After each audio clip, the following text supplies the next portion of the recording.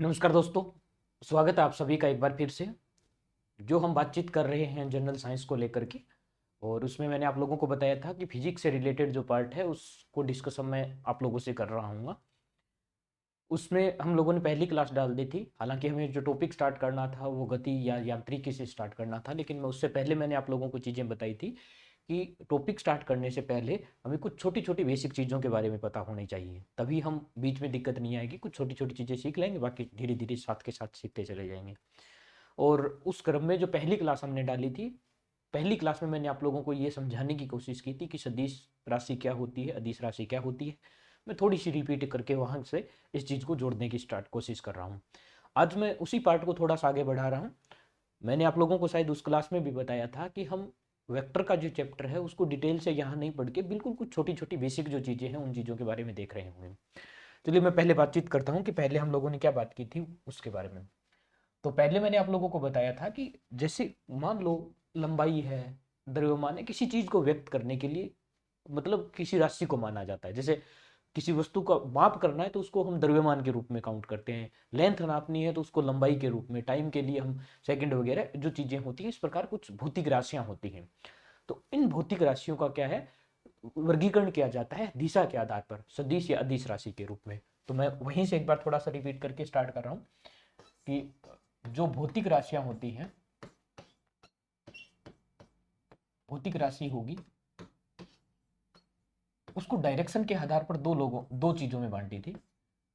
और वो जो थी, पहली थी मैंने आपको बताया था कि अदिश राशि जो होती है वो, और दूसरा बताया था यहाँ पर सदिश राशि के रूप। ये चीज मैंने यहाँ तक बता दी थी। तो मेनली फोकस हमें इसी चीज पर करना है, सदिश राशि पर लेकर के।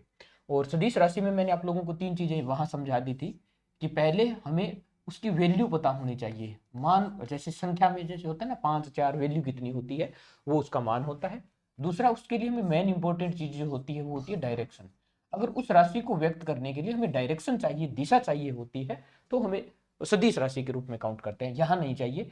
और मैंने एक एग्जाम्पल लेकर के धारा को आप लोगों को समझाया था कि जो राशि होगी वो दिशा के साथ साथ सदिश नियम का भी पालन करना चाहिए। ये चीजें, तीन पॉइंट मैंने आप लोगों से क्लियर कर दिए थे कि ये तीनों जो डिफाइन कर रही होगी कोई राशि वो सदिश राशि रहेगी।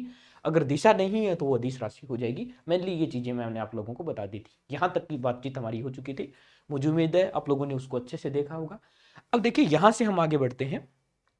भाई बेस में ये चीजें काम आनी है। यहाँ जो नेक्स्ट पॉइंट है वो हमारा है परिणामी सदिश या रिजल्टेंट वेक्टर जो होता है। इसका मतलब ये होता है कि मान लो ये कोई वेक्टर है ए और ये कोई वेक्टर है बी।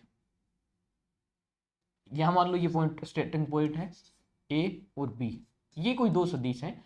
अगर ये दोनों सदिश किसी एक बिंदु पर मिलते हैं, किसी एक बिंदु पर मिलते हैं, तो इनका जो रिजल्टेंट आता है वो क्या होता है, इसका परिणामी जो आंसर आएगा। भाई किसी एक बिंदु पर मान लो ये यहां कोई बॉक्स है और इस बॉक्स को एक व्यक्ति ए इस साइड खींच रहा है, आगे की तरफ धक्का दे रहा है, और बी उसको इस डायरेक्शन में ऊपर की तरफ खींच रहा है। तो ये जो वस्तु होगी वो किस दिशा में जाएगी, वो इसका क्या होता है, परिणामी होता है। रिजल्टेंट वेक्टर जो होता है उस चीज के बारे में देखी जाती। तो इसी चीज को बोला जाता है। तो इसके लिए हमें ध्यान रखने वाली बात जो होती है वो ये रहेगी कि कोई रिजल्टेंट वेक्टर जो होता है आर, इस रिजल्टेंट वेक्टर आर को लिखा जाता है, आर से लिखा जाता है, ठीक है। इसको लिखा जाता है आर स्क्वायर बराबर होगा ए स्क्वायर प्लस में b square plus 2ab cos theta के रूप में आ जाएगा, ठीक है। ये इसका परिणामी आंसर रहेगा, रिजल्टेंट जो आंसर है वो ये रहेगा। अब यहां से बात ये आती है कि ए जो होगा, ये जो है ए, ये इसका मापांक रहेगा, बी है वो इसका मापांक रहेगा, ए बी वापस हमारे पास आ रहे हैं और कोस थीटा की वैल्यू आ रही है, ठीक है। तो ए बी के बारे में हमें दिक्कत नहीं है। आर जो आएगा वो जो आंसर हमारा आना है, परिणामी सदिश जो मैंने लिखा है वो हमारा आर रहेगा। परिणामी सदिश जो होगा वो क्या रहेगा, आर रहेगा। तो देखो परिणामी सदिश ज्ञात करने के लिए हमें इतनी चीजें चाहिए होगी। तो ए वेक्टर हमें दे रखा है, इसमें दिक्कत नहीं है। बी वेक्टर हमें दे रखा है, इसमें दिक्कत नहीं है, ए और बी की वैल्यू हमारे पास यहाँ पर है। मेन बात बचेगी इस कोस थीटा के लिए कि यहाँ से हमारे पास एंगल का मान भी हमें पता होना चाहिए, मेन चीज हमारे पास ये रह जाएगी। अब जब सब कुछ डिफाइन होगा तभी तो हमें चलेगा। अब देखो मैं आगे देखता है इसको, जो थीटा लिखा है मैंने वो होता है सदिशों के मध्य, सदिशों के मध्य कोण। ठीक है, इसको थोड़ा सा समझ लेना भी अच्छे से, मेन चीज है हमारे पास ये। ठीक है, जो फॉर्मूला मैंने यहाँ अभी लिखा है उस फॉर्मूले को हम डिफाइन भी कर रहे होंगे, भाई आंसर इसका कैसे आ रहा है प्रूफ भी कर रहे होंगे, लेकिन एक बार मैंने आप लोगों को डायरेक्ट बता दिया है कि इसको एक बार याद रख लेना। तो कुछ एक दो बेसिक चीजें लेकर के हम आगे बढ़ेंगे, जब चैप्टर के अंदर हमारे पास ये चीजें आ रही होगी तब इसका प्रूफ भी हम देख लेंगे। दो सदिशों के मध्य कोण जो होता है, देखो कोई एक सदिश राशि जो होती है ना वो इस प्रकार डिफाइन होती है। मान लो ये जो स्टार्टिंग पॉइंट इसका जो मैंने लिखा था उसी को लिख रहा हूं मैं, ये प्रारंभिक पॉइंट ए है और ये जो इसका पॉइंट है वो पॉइंट ए। ठीक है, यहां से स्टार्ट होता है ये वेक्टर, तो ये जो पॉइंट होता है इसको बोला जाता है इस वेक्टर की पुंज, और ये जो होता है ये होता है इसका शीर्ष के रूप में। ठीक है, अगर इसके कोऑर्डिनेट दे रखे होते हैं, मतलब अगर निर्देशांक हमें दे रखे होते हैं तो क्या करते हैं, इसको लिखने का तरीका हमारे पास होता है ऐसे, स्टार्टिंग पॉइंट से लेकर के अंतिम पॉइंट पर लिखेंगे, ऊपर इस प्रकार सदिश का निशान लगाएंगे। अगर हमें ज्ञात करना होता है इसको तो इस प्रकार लिखा जाता है, अंतिम ये वेक्टर माइनस में कितना होगा, ये प्रारंभिक वाला हमारे पास ये हो जाएगा। अब ये घटाते कैसे हैं, जैसे मान लो ये पॉइंट मैंने आप लोगों को दे दिया, ये मान लो है 2 4 और 6 मैंने ये लिख लिया जैसे क्रम से, और ये मान लो 0 वाला ये आप लोगों का है, ये 1 मान लो, इसको 0 मान लो, कुछ भी मान लो आप अपनी अकॉर्डिंग मानना चाहते हो, ये मान लो मैंने 2 ये है। तो घटाएंगे कैसे, जो अंतिम वाला पॉइंट रहेगा उसको प्रारंभिक वाले से घटा देंगे। और आप लोग इतना सा समझते हो कि ये लिखने का तरीका क्या होता है, कोऑर्डिनेट का, इसको एक्स वाई और जेड के रूप में लिखा जाता है, मतलब ये एक्स कोऑर्डिनेट होता है, ये वाई और ये जेड कोऑर्डिनेट होता है। अगर 3D की बात करें, अगर 2D की बात कर रहे होंगे तो केवल एक्स और वाई दो रहेंगे हमारे पास।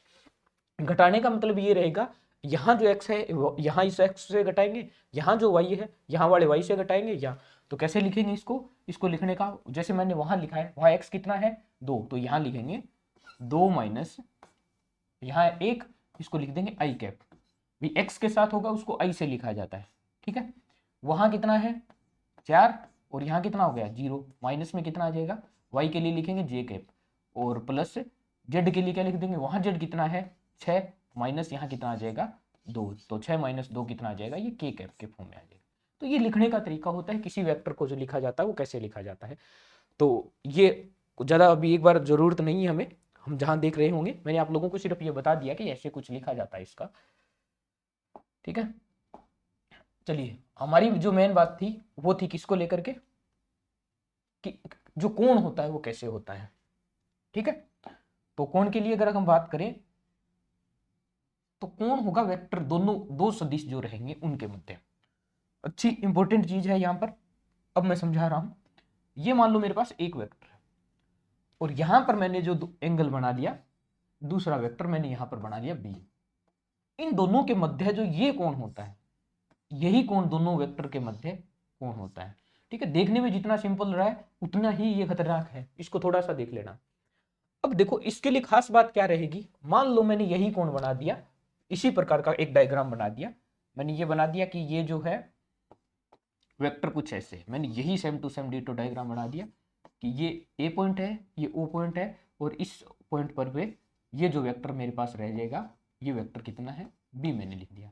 अब अगर यहाँ बोला जाए आप लोगों को कि इन दोनों के बीच जो कोण बन रहा है वो थीटा है, तो क्या आप लोगों को देखने से बिल्कुल सेम लग रहा है, डायग्राम देखने से सेम लग रहा होगा, भी इसकी डायरेक्शन ऐसे है, इसकी डायरेक्शन ऐसे है, बाकी कोई अंतर नहीं है, लेकिन इतने ही डायरेक्शंस के साथ सब कुछ चीजें चेंज हो जाती है। देखो कैसे, इस चीज को समझते हैं। मान लो ये एक वस्तु है, इस वस्तु को एक व्यक्ति इस तरफ धक्का दे रहा है, एक व्यक्ति इस तरफ धक्का दे रहा था। ठीक है, तो ये कहां जाएगा, ये जो वेक्टर रहेगा उसकी वजह से ये कुछ इस डायरेक्शन में चलने की कोशिश करेगा, और इसकी वजह से तो जो इनका परिणामी आ रहा होगा इन दोनों के बीच में कहीं ना कहीं आ रहा होगा, जो ज्यादा मान रहेगा उसके नजदीक आ जाता है। मैं मान लेता हूं कुछ ऐसे तो ये जो होता है यही मैंने आप लोगों को बताया था कि ये क्या होता है, रिजल्टेंट वेक्टर होता है, परिणामी जाएगा किस डायरेक्शन में। भाई मान लो इस वस्तु को इस तरफ खींचा जाता है। अब उसी चीज को समझते हुए ये देखें,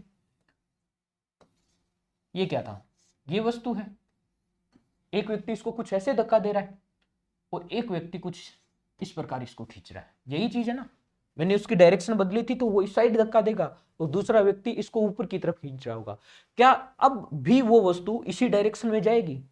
नहीं जा पाएगी, क्योंकि ये वस्तु तो इस तरफ बढ़ रही होगी इस बल के कारण, और इसके कारण कहां जा रही होगी, तो ये वस्तु एक बल के कारण इधर जा रही है और दूसरे बल के कारण कहां जा रही है, ऊपर की तरफ जा रही है। तो जो परिणामी हमें मिल रहा होगा वो इस डायरेक्शन में कभी भी नहीं मिल पाएगा, क्योंकि इसमें कब मिल पाता, जब ये डायरेक्शन उस तरफ होता। तो ये डिफरेंस होता है दोनों वेक्टर में इस प्रकार एरो का निशान दिखाने के अंदर। अब चलो वापस आते हैं इसी पॉइंट पर। अब हमें यह देखना रहेगा, मैंने आप लोगों को दो चीजें समझाई थी कि ये जो वेक्टर होता है, ये वेक्टर का ये जो एरो वाला साइड होता है इसको शीर्ष बोला जाता है, और ये पीछे का साइड जो होता है ये वेक्टर की पूंछ कहलाती है। तो जब भी कोण बने वो कहां होना चाहिए, या तो दोनों शीर्षों के मध्य होना चाहिए या दोनों पूंछ के मध्य होना चाहिए। तो यहां देखिए इस वेक्टर का एरो इधर है तो इसकी पूंछ कहां है, यहां है। एरो इस बी का यहां है तो इसकी पूंछ कहां है, यहां है। इसका मतलब ये जो कोण यहां बन रहा है, यहां जो कोण बन रहा है वो बिल्कुल सही है, दोनों पूंछ या दोनों शीर्ष के मध्य, दोनों में से किसी के साथ बन जाए कोई दिक्कत नहीं। यहां देखें इसका एरो इधर है इस वाले वेक्टर का, तो ये क्या गया, यहां पर इसकी पूंछ आ गई। यहां एरो इधर है तो यहां क्या गया, तो यहां एक शीर्ष और एक पूंछ मिल रही है। इसका मतलब ये जो दोनों वेक्टर के मध्य जो कोण होगा वो सही नहीं होगा, थीटा।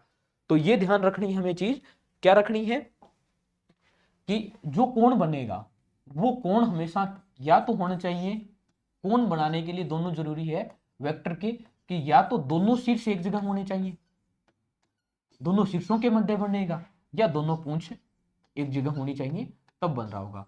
एक शीर्ष और एक पूंछ अगर वेक्टर के लिए है तो वो एंगल दोनों वेक्टर के मध्य नहीं होगा। इतनी छोटी सी चीज आप लोगों को ध्यान रखनी है, बाकी चीज हम देखते हैं। अब वापस मैं इसको साफ कर देता हूं।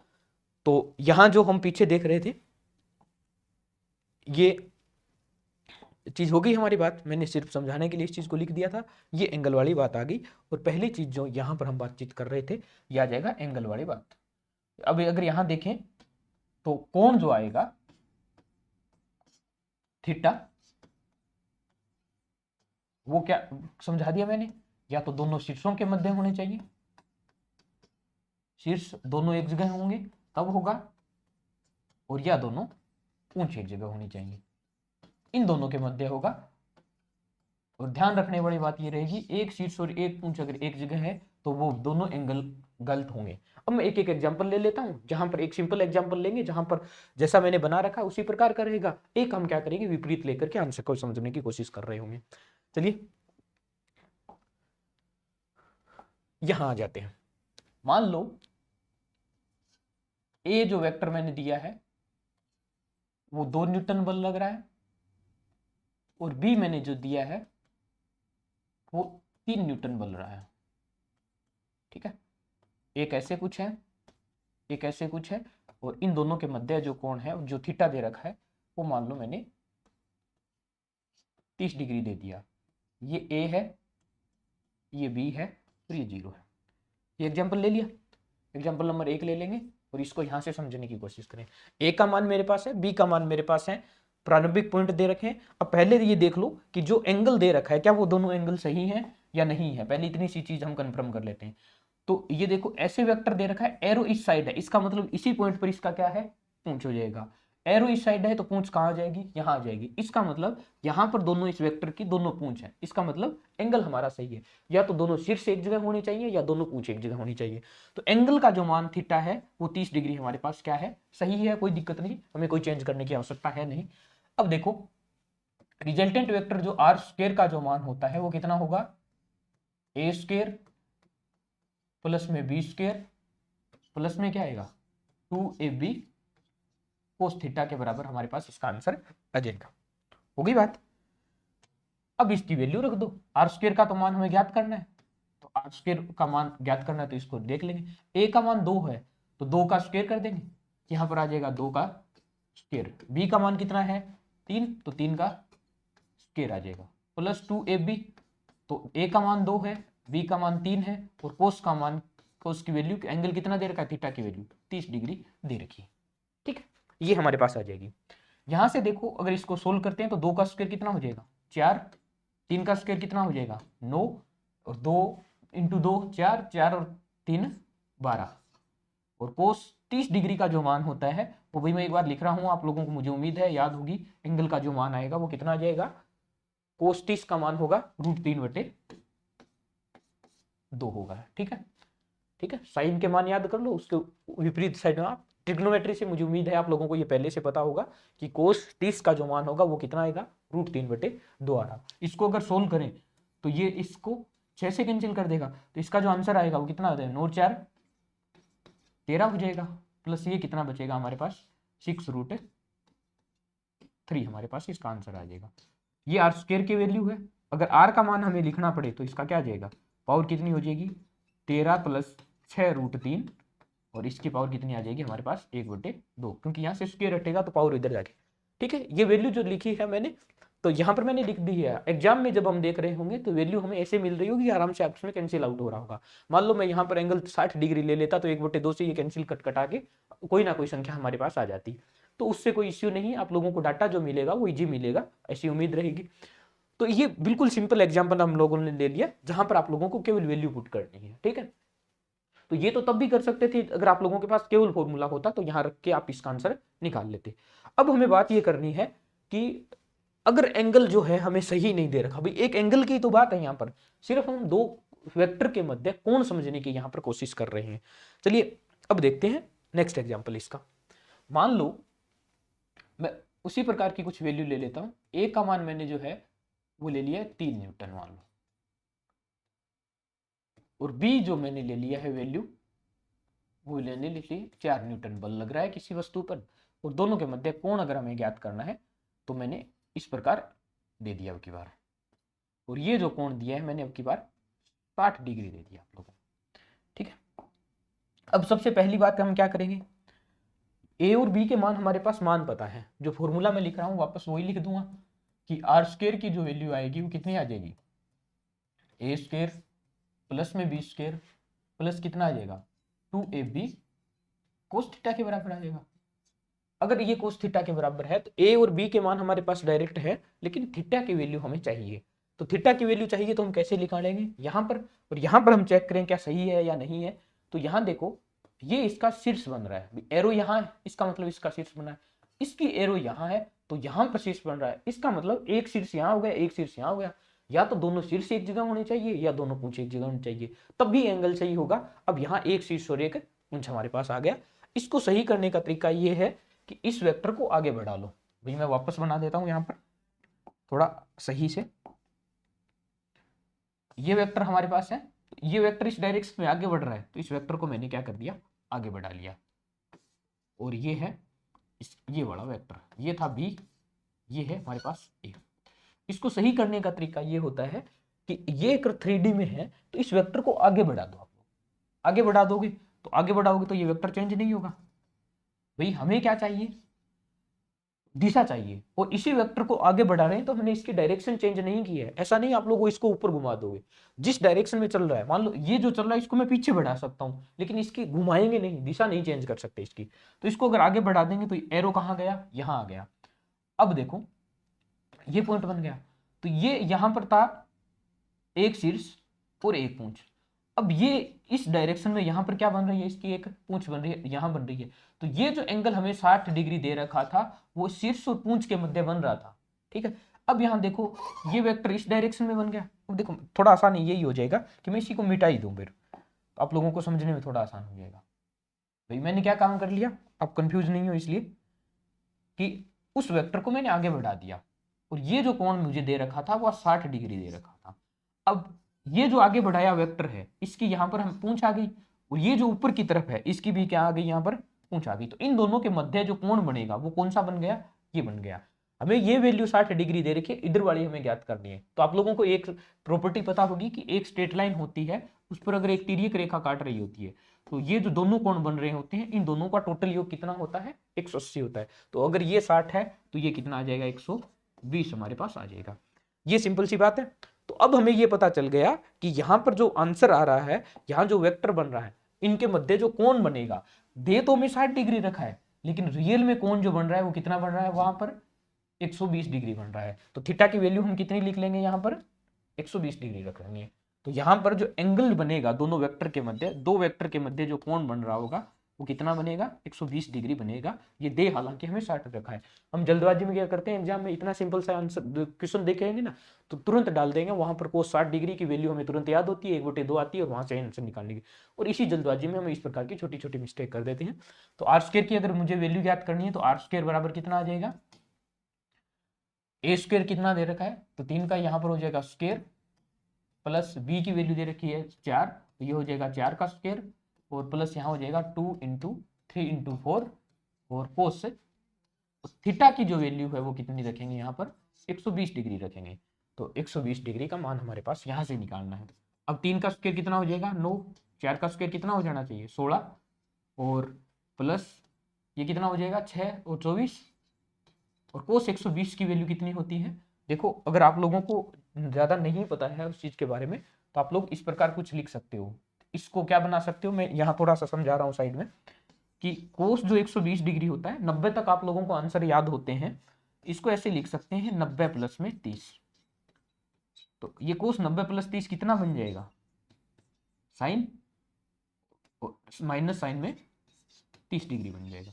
तो कोस 120 की वैल्यू जो मिल जाएगी वो कितनी आ जाएगी हमारे पास, 1/2 के फॉर्म में आ जाएगी, और आंसर बाहर माइनस का लगा है, तो ये चीज इसका आंसर जो आएगा वो कितना आ जाएगा, -1/2 आ जाएगा। ठीक है। फिर भी अगर नहीं पता है तो आप लोग जहां मैथ पढ़ रहे होंगे वहां ट्रिग्नोमेट्री में ये छोटी छोटी 1-2 चीजें आप लोगों को बताई जाएंगी, वहां से इस चीज को एक बार हमें चेक कर लेना है, क्योंकि यहाँ मैं वेक्टर समझा रहा हूँ, ट्रिगो नहीं। ये आ जाएगा 12 माइनस का 12, तो ये कितना हो जाएगा 9 प्लस 16 माइनस में 12 बच जाएगा हमारे पास। यहाँ से 16 और 9 25 में से 12 घटाएंगे, या ऐसे देख लो तो कितना बचेगा, आर स्क्वायर की वैल्यू, आर स्क्वायर की वैल्यू बच रही है हमारे पास यहाँ पर 13, और आर का मान अगर जो हमें ज्ञात करना है, परिणामी जो आंसर आएगा वो कितना हो जाएगा यहाँ पर √13 के बराबर आ जाएगा। तो ये चीज थी। ठीक है, आप लोगों को ये कोस का मान रखना वगैरह अगर कुछ नहीं आ रही है चीजें तो इसको टेंशन लेने की आवश्यकता नहीं है। मेरा मकसद यहाँ सिर्फ ये था कि आप लोगों को ये बता दूं कि परिणामी जो वेक्टर होता है, परिणामी जो सदिश होता है, उसका फॉर्मूला एक तो ये होता है, और उस परिणामी ज्ञात करने के लिए हमें कोस का मान चाहिए होता है। उस कोस के मान के लिए हमें जरूरी है कि दो वेक्टर जो होते हैं उनके मध्य कोण कैसे बनता है, वो चीज समझने वाली। ठीक है, चलिए मैं एक बार लास्ट में वापस रिपीट कर देता हूँ, तुरंत फटाफट चीजें। पहली चीज जो हमें पता होनी चाहिए कि परिणामी वेक्टर का जो मान आएगा, भाई दो सदिश, मान लो दो बल एक साथ कार्य कर रहे होंगे, दो चीजें कोई भी एक साथ कार्य कर रही होंगी सदिश राशियों की फॉर्म में, तो दोनों का रिजल्ट जो होगा वो क्या रहेगा, कितना टोटल बल लग रहा होगा, क्या आंसर आ रहा होगा। तो उसका परिणामी जो होता है आर स्क्वायर बराबर में पी स्क्वायर, जैसे मैंने लिखा था वहां पे एफ भी था, तो यहाँ मैं पी क्यू लिख लेता हूँ, चलो P square plus Q square और प्लस 2pq कोस थीटा आ जाएगा हमारे पास। तो पी क्यू जो होते हैं वो तो दो जो सदिश होते हैं उनका मान होता है कितना होगा, और थीटा कोस तो ऑपरेटर होता है, थीटा जो होता है उन दोनों के मध्य कितना कोण बन रहा होता है। और थीटा ज्ञात करने के लिए मैंने आप लोगों को चीज समझा दी थी कि जो कोण बनना चाहिए दोनों वेक्टर के मध्य, वो या तो दोनों शीर्षों के मध्य बन रहे होंगे या इन दोनों की एक जगह पुंज होनी चाहिए। शीर्षों के मध्य देखिए ऐसे भी बन सकता है। अब देखो यहाँ दोनों एरो एक जगह आ गए ना, तो दोनों एरो, या आप ऐसे याद रख लो कि ये दोनों एरो हैं, या तो बाहर की तरफ होने चाहिए या दोनों एक जगह मिलते होने चाहिए।